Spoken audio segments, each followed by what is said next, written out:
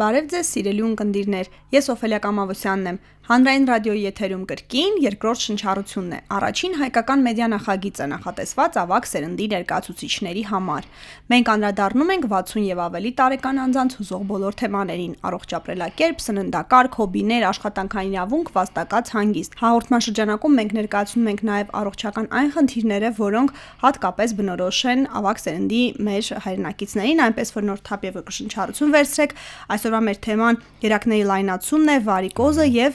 տաղավարում հյուրընկալել ենք Իզմիրիլյան բժշկական կենտրոնի անոթային վիրաբույժ Սերոբ Անանիկյանին, բարի օր բժիշկ, շնորհակալ եմ, որ այս հանդիպումը կայացավ։ Խոսենք անոթների լայնացման վարիկոզի մասին։ Արդյոք այս հիվանդությունը բնորոշ է միայն տարեցներին, թե նաեւ երիտասարդների մոտ է։ Ոչ, իհարկե։ Դա մենակ տարեցներին բնորոշ չի, դա սկսվում է արդեն շատ վաղ տարիքում, վաղ ասած,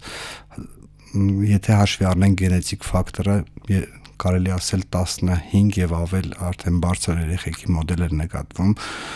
դա իմ անձնական փորձից կարող եմ ասել, շատ տարածված չեն տվյալ տարիքում, բայց արդեն 20 եւ ավել բարձր տարիքում իհարկե շատ են, նաեւ համարվում է, որ այս վարիկոզ հիվանդությունը 60 եւ ավել տոկոս բնակչության այս կամ այն բարդություններով արդեն ունեն այդ խնդիրները։ Իսկ մարդկանց կեսից ավելին Կեսից ավելին, այո։ Իսկ վաղ տարիքում, այսինքն 60 եւ բարձր, ավելի բարձր է տոկոսը։ Հաշվի առնելով այդ երևույթները,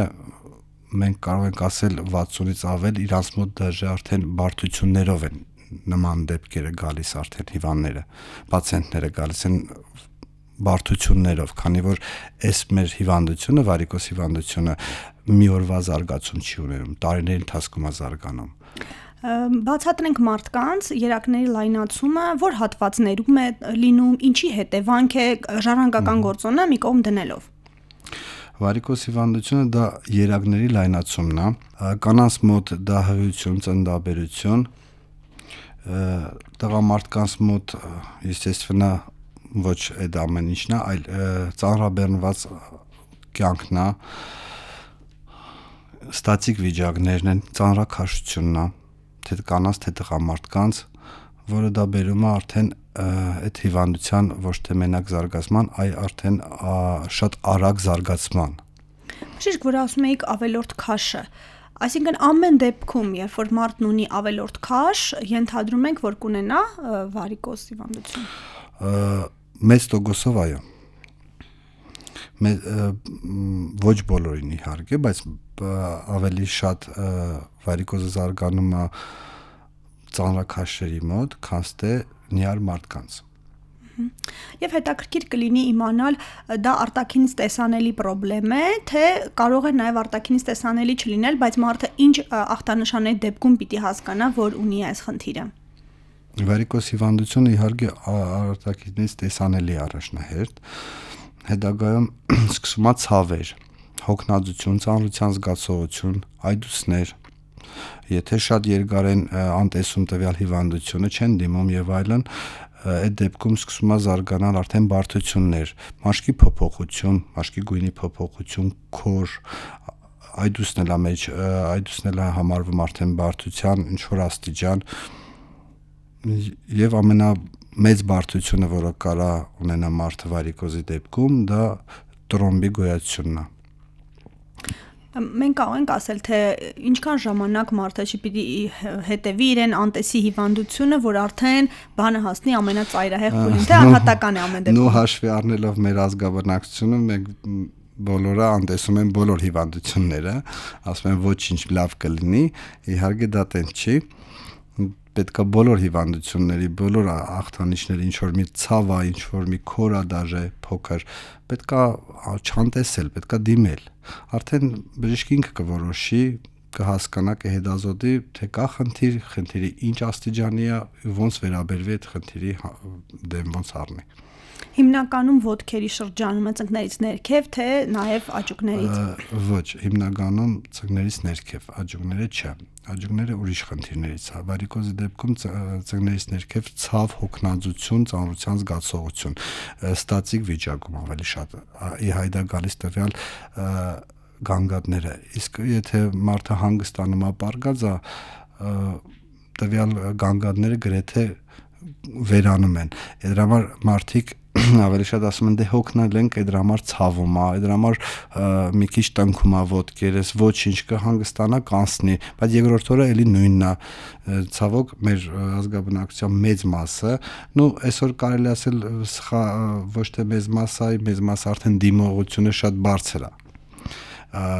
Հաշվի առնելով մի 10 տարի առաջվա վիճակագրությունից, հա։ Ուզում եմ ախտորոշման եղանակներից խոսենք։ Ցավերը հասկանալի է, այտուցը, զգացողությունները, բայց բացի դրանից պիտի ախտորոշվի ինչ եղանակով, որ քայլերի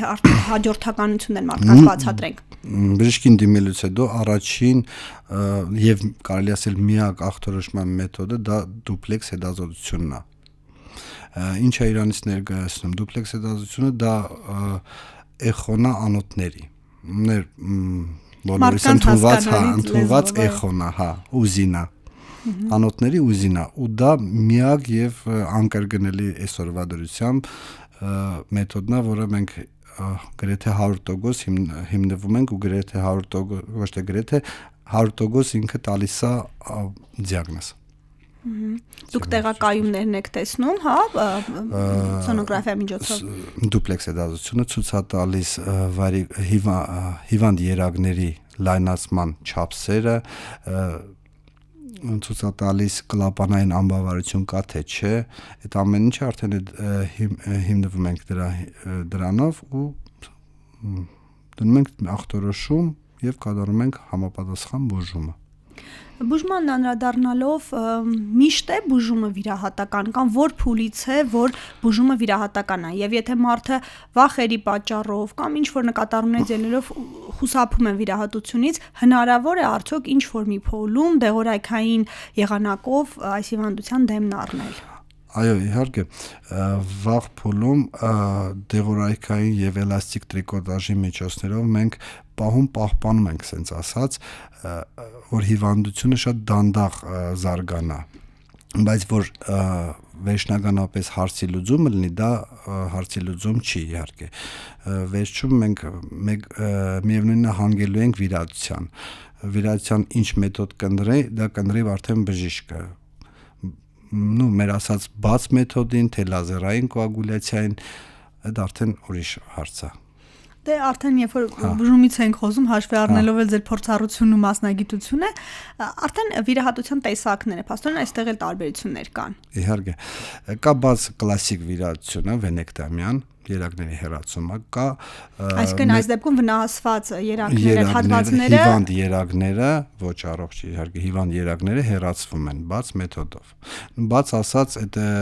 մեր ժողովրդի մեջ մտածա բաց ոտքը վերևից ներքև ճղում են, այդ երակը հանում են։ Իհարկե ոչ, փոքր կդրվածներով է դա արվում։ Շատ փոջուրիկ, մաքսիմում մի 3 կար վերևի, աջուկային հատվածում ենք անում, մի 2 կար ներքևներում, մյուսը էլի կոսմետիկ, էսթետիկ տեսքով այդ երակները հեռացվում են։ Երկրորդ տարբերակը վիրահատության դա արդեն լազերային կոագուլյացիան է, որը լազերի միջոցով երակը այրվում է ու մեջն է մնում, չի հեռացվում։ Հեռացվում են լայնացած ճյուղերը։ Ժամանակակից բժշկությունը որին է նախապատվություն տալի, թե կախված վիճակից այս կամ այն տարբերակներ են տրվում։ Ժամանակակից բժշկությունը հիմա արդեն նախապատվությունը տալիս է լազերայինին, բայց ըստ ինձ դա պետքա ճիշտ ընտրություն կատարել հաշվի առնելով հիվանդության աստիճանին։ Այսինքն ինչքանով է լայնացած, ճիշտ է հիմա լազերները լավն են, բայց իրանք այդքան ուժ չունեն որ մեծ տրամագծով անոթը այրեն։ Ասում են այրում են, բայց ինքը մեծ չեմ կարող տոկոս ասեմ այսօր, իմ փորձից ելնելով կարամ ասեմ, ես ինչքան կրկնված երակներ եմ լազերից հետո վիրահատում, բավականին բարձր են։ Հասկանալի է։ Այդ մեթոդները պետքա ճիշտ ընտրել։ Երկու մեթոդն էլ լավն են, երկուսն էլ ճիշտ են, գրագետ են, եթե ճիշտ ընտրությունը կատարում բժիշկը, կոնկրետ բուժարուի, կոնկրետ երակների լայնության աստիճանի հետ կապված։ Հետաքրքիր էր այս մոտեցումն էլ էլի։ Բժիշկ 60-ից հետո մարդիկ հաշվի առնելով այլ օժանդակ հիվանդությունները եւ որ հիվանդությունները ավելի այս խնդրին դեմ հանդիման են մնում քաշմի կողմից, ինչ է տեղի ունենում այս խնդրի հետ, երբ որ արդեն մարդը ուներ ձեր ասած 25 տարեկանից ժառանգական ինչ է տեղի թողեց հայավարի հասավ մինչև 60 խնդիր չի դա եւ ավելին միևնույնն է դա էլի պետք է վիրահատել տարիքային սահմանափակում կարելի ասել գրեթե չկա գոյություն ունի արդեն տարիքային որ ասում ենք հարագից հիվանդությունները եթե թույլ չեն տալիս այդ դեպքում մենք չենք գնում վիրահատության եթե հարագից հիվանդություններ շատ բարդացած չունեն միևնույնն է մենք գնում ենք վիրահատության ու դրա արդյունքում մենք ստանում ենք առողջ ոտքեր հրաշալի է թորնիկներին գրկելու տնային նոքսերով այսինքն մի կողմից էլ խորհուրդ տանք որ եթե խնդիրը կա այդ ցավերը կան երկար չեն քայլում ավելի լավ է ռիսկ անեն մոտենան ռիսկ անեն դա կներեք հայկականն ասում իրականում ռիսկի գործոն կա բոլոր վիրահատությունները ունեն իրենց ռիսկերը բայց որ մեր մեջ մտածա վայ տարիքս վայ էս վայ այն չէ դետքան այդ ձև չի վիրահատվում են ես ունեցել եմ հիվանդներ 78 տարեկան մի 2 ամիս առաջ եմ ունեցել երկու հիվանդ մեկը տղամարդ եւ կին մեկը 75 տարեկան էր մյուսը 78 շատ նորմալ այդ վերջի տվյալներն եմ ասում իմ անձնական ուզում եմ ասեմ տարիքային սահմանափակում գրեթե մենք չունենք իսկ հետ վիրահատական նշանենք թե օժանդակ հիվանդություն այլ հիվանդություններ չկային իսկ հետ վիրահատական ընթացքը ինչպես է անցնում քանի օր հետո է արդեն մարդը նորոգված ոտքերով երկրորդ օրը վիրահատության ինքը գնում է տուն պացիենտը երկրորդ օրը առողջ գնում է տուն առանց ցավ առանց ոչ մի խնդիրների իսկ ֆինանսական տեսակետից կենսաթոշակառուն կարող է իրեն թույլ տալ բժիշկ թեկուզ գին չնչեցնելով բայց ասեմ այո կներեք իհարկե այսօր մենք փառքաստու ունենք լավ համակարգ բավականին որի տրամադրում են պետպատվերներ եւ այլն ամեն դեպքում լուծումը բուժվելն է քան թե տանջվելը եթե ցանկությունը լինի բուժվելու հավատացեք բոլոր մեկը ունեն ինչ որ մի հատ ելք թե պետպատվերների թե եւ ուրիշ աղբյուրներից որը կան վիրահատվեն ինքը բավականին մատչելի է հաշվի առնելով մյուս վիրահատություններին եւ հաշվի առնելով որ առանց ցավ ապրում են առանց խնդիրների ապրում են առանց բարդությունների առանց տրոմբի վախի որ վաղը մյուս օր տրոմբ կարա առաջանա այդ երակների մեջ իհարկե դա այդ գումարը արժի ծախսել հիմա արդեն այն դեպքերին անդրադառնանք երբ որ մարդիկ մինչև վերջ էլ խուսափում են ու այսինքն այստեղ տրոմբի զարգանալու ռիսկն է եւ ոնց որ դիտարկենք թե ինչ տեղի կունենա եթե մարդը մինչև վերջ դիմանա այդ հոգնածությանը ցավին ու խուսափի դե եթե բարդություններ առաջացավ այսինքն դա տրոֆիկ խոցերն են իհարկե ցավերով է ապրելու իհարկե կոնսերվատիվ անում ենք բայց դա հարցի լուծում չի ինչի կարա մի 6 ամիս փակվի, նորից բացվի ու իսկ տրոֆիկ խոցերը բավականին ցավոտ են իրանք իմաստ չկա ես հասկանում եմ մեր ժողովրդին վայ իրանքը միշտ ասելու են հանձինս տարիքով մարդիկ ոնց են դե երեխես չծախսվի չանի բայց ինքը ավելի գնալով խնդիրներ շատ կունենա ու գումարներ շատ է ծախսելու, քանց թե որ վիրահատվի ու հարցի լուծումը տրվի վերջնական, ինքը գնա առողջ իր թորնիկներին, որ ասում ուրախանա իրանցով։ Իսկ տրոմբի հավանականությունը տարիքով մարդկանց մոտ ավելի է բարձրանում ռիսկը, իհարկե։ Ասել թե ինչ կանատոգոսը բարդ ասել։ Ինչ տեղի կունենա տրոմբ առաջանալու դեպքում տրոմբը բարձրանում է վերև եւ տրոմբոեմբոլիա է զարգանում դա արդեն մահացու բարդություններն են այդ տրոմբի Իսում այդ մասից էր պետք սկսել բժիշկ որպեսզի մարդիկ գոնե ինչ որ կերպ ստափվեին Եկեք չվախացնենք նաբարոտ եթե մենք կարող ենք օգնել Եկեք ասպիրինից խոսենք հայտնի է որ տարիքով մարդիկ շատ են օգտագործում ասում են արյունը ջրիկացնող դեղորայք արդյոք կարելի է օգտագործել ասպիրինը այդպես կամայականորեն եւ արդյոք դա իսկապես օգուտ է տալիս եւ ով պիտի նշանակի Իհարկե բժիշկը պետք է նշանակի Ասպիրինը իհարկե օգուտ է տալիս շատ բավականին ռիսկերը մենակ երակների մասին խոսքը չի, արյունավերջ ջրի կանումը մենք ունենք նաև սիրտ, մենք ունենք զարգերակներ, չէ՞, այդ համակարգում կարան ռիսկը նվազում է տրոմբոէմբոլիաների, ռիսկը նվազում է ինսուլտների, ինֆարկտների իհարկե, բավականին նվազում է, եթե կարելի ասել ամերիկյան գայդերում շուտ բանից, որ ես բան էի անում, կարդում էի 50 տարեկանից եւ բարձր իրանք նշանակում են ասպիրին։ Կանոնավորապես իրանց մոտ ռեկլամ չլինի ասելս, գովաց չլինի, baby ասպիրինն է 81 միլիգրամը, որ իրանք այն որ ասում է հենց ծնվում են արդեն դրա մասին գիտեն, որ 50 եւ բարձր իրանք սկսում են դա օգտագործել։ Մեր մոտ մյուս ասպիրիններն են ուրիշ անուններով, բայց էլի նույն ազդեցությունը ունեն, իհարկե հակամագարդիչներ են իրանք։ Ներողություն, հակաագրեգանտներ են, հակամագարդիչ չեն։ Եվ խոսենք ամենակարևորի մասին, ինչին միտված է մեր հաղորդումը, կանխարգելման։ Դուք արդեն խոսեցիք, որ ավելորդ քաշը, քիչ շարժվելը ուղիղ, այսպես ցույցում են այս խնդրին։ Հիմա եկեք գանք ավելի պոզիտիվ լադի վրա, որ ինչ անեն մարդիկ, որպեսզի անգամ եթե խնդիրն ունեն, ախր քայլելուց հոգնում են։ Ինչպես կարող են երկալ քայլել, եթե ունեն երակներ լայնացում, այստեղ ոնց որ բախում լինի, էլի։ Բախում լինի։ Նախ առաջինը եթե ունեն արդեն հիվանդություն, պետք է այդ հիվանդության հարցը լուծեն։ Եթե ունեն հիվանդություն նոր սկսվող, այստեղ բախում չկա, наоборот, այդ ակտիվ կյանքը բերում է, որ այդ տվյալ հիվանդությունը, վարիկոս հիվանդությունը զարգացումը շատ դանդաղում է ավելի։ Այդ ցավ հոգնածությունը առաջանում է ոչ թե քայլելուց, այլ առաջանում է նստակյաց եւ կանգնած վիճակից։ Քայլելուց ինքը չի առաջանում։ Եվ վերջապես լավագույն խորհուրդը, որը կարամ տամ, մեր ազգաբնակչության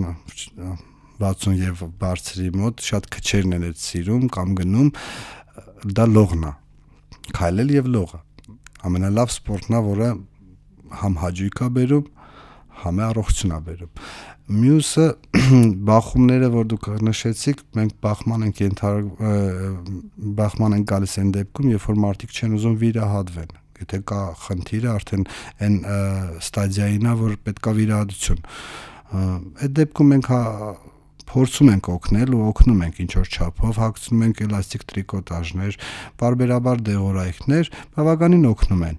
բայց դա էլ եմ կրկնում, դա հարցի լուծում չի վերջնական։ Իսկ վիրահատությունից հետո կրկնվելու ռիսկը, արդյոք վիրահատությունից հետո եթե քայլել շարունակ եւ այդ քայլելու միջին նորման ինչքան պիտի լինի, եթե մարդու ունի այս խնդիրը եւ արդյոք դա նորից չի բերելու,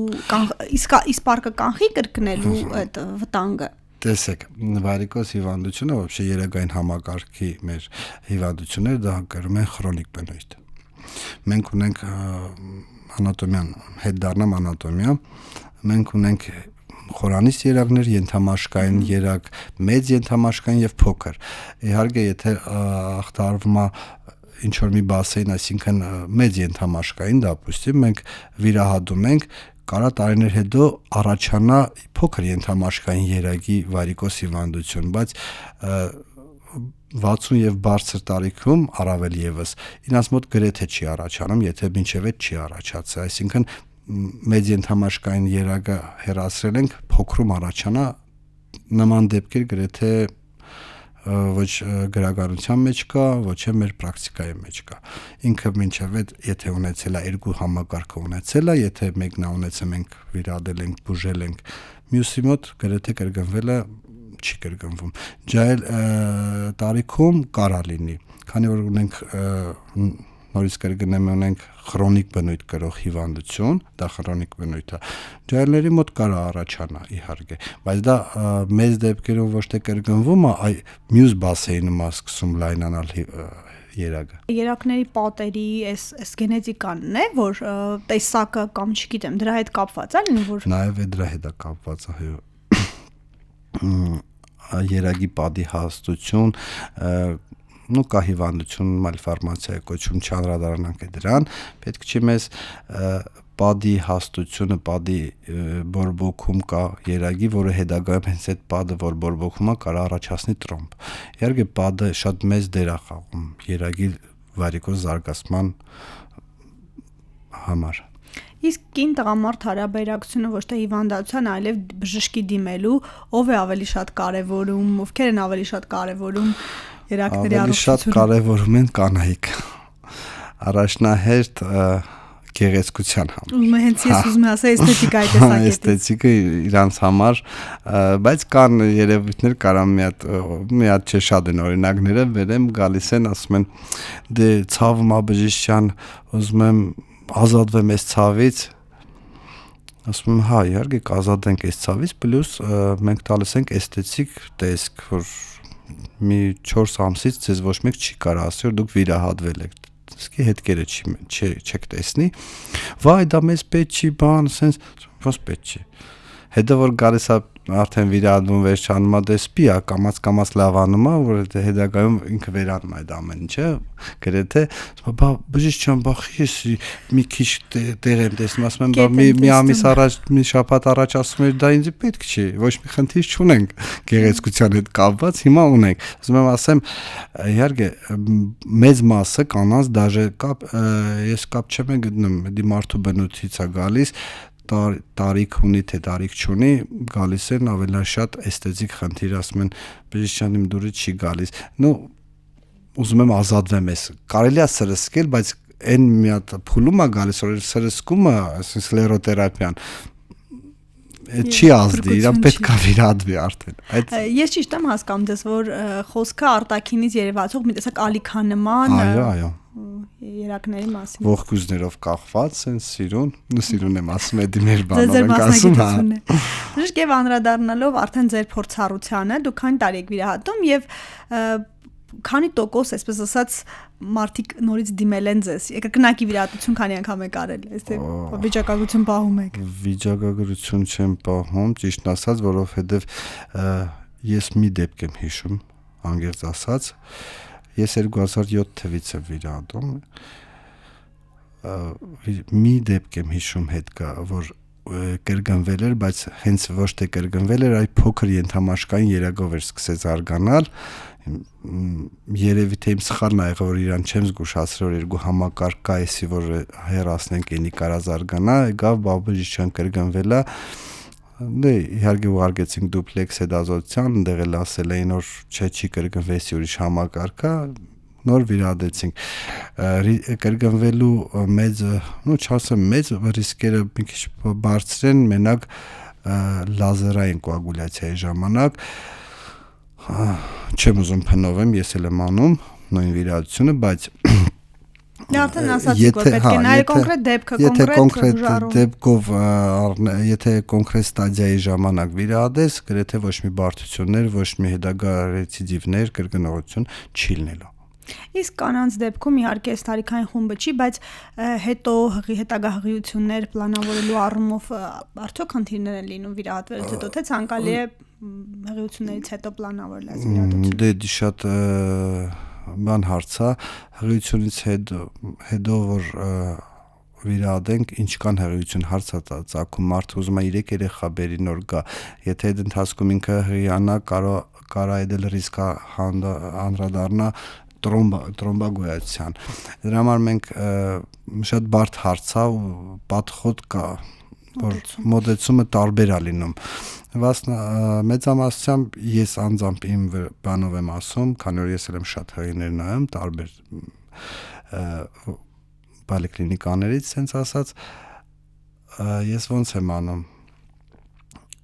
Ասում եմ, եթե նոր ազարգանում, դեռ ունենք ժամանակ, մի երեխա գոնե ունենաս, երկրորդը բերես, մենք կպահպանենք չուլկիները եւ այլն, փորձենք հետո անենք։ Նույնը չենք կարողանալ, պետքա վիրահատվի նոր գնա արդեն պլանավորի հղիություն։ Դեպքերը տարբեր են։ Իսկ շաքարային դիաբետի հետ կապված անոթների խնդիրը արդյոք ինչ որ կորելացիա կա այստեղ։ Շաքարային դիաբետի ժամանակ վարիկոզի բարդությունները մի քիչ ավելի դժվար լավացումներով են գնում, եթե կա տրոֆիկ խոցեր դժվար են փակվում, տրոֆիկ խոցերը դժվար են բուժվում, ուրիշ Եթե բարձր շաքար ունի, բարձր թվերի վրա է, մի քիչ ուրիշ հարց է, պետք է առաջնահերթ շաքարը կարգավորեն ու այդ հարցը երկրորդային նոր լուծենք։ Բժիշկ, մի վերջին հարց, արդյոք հնարավոր է առողջ սնունդով, բացի այն, որ պարտադիր պետք է քայլել, այս հիվանդությանն, այսպես ասած, օգնել չզարգանալուն սննդակարգով։ Կա այսպիսի բան։ Սննդակարգի խիստ սահմանափակում կամ ինչ որ գերադասում գրեթե չկա։ Ամենակարևոր պայմանը դա քաշ չավելացնելն է։ Քիչ ուտելն է։ Շնորհակալ եմ, հուսամ, որ զրույցն օգտակար եղավ բոլոր նրանց համար, որ մեզ լսում էին։ Ես եմ շնորհակալ։ Ակտիվ եղեք, լսեք մեզ Հանրային ռադիոյի armradio.am կայքում, ինչպես նաև YouTube-ի ալիքում դիտեք հաղորդումը։ Բաժանորդագրվեք երկրորդ շնչառության YouTube-ի ալիքին, գտեք մեզ TikTok-ում, Instagram-ում, Facebook-ում, գրեք ձեզ ուզող հարցերի մասին։ Մենք դրած անպայման կանդրադառնանք հաջորդ թիվ։ Առողջ ու երկար կյանք եմ մաղթում։